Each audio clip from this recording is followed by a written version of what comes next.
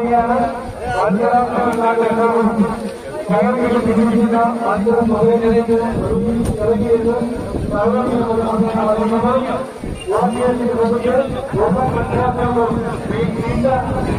കാര്യം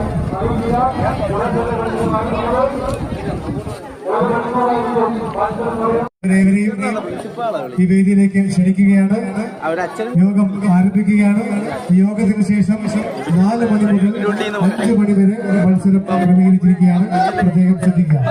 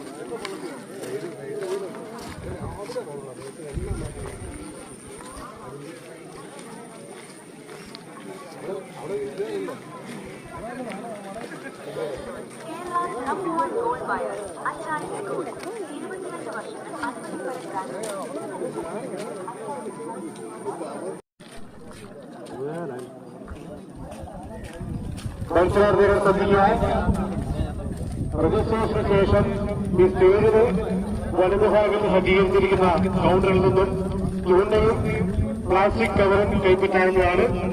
അതിനുശേഷം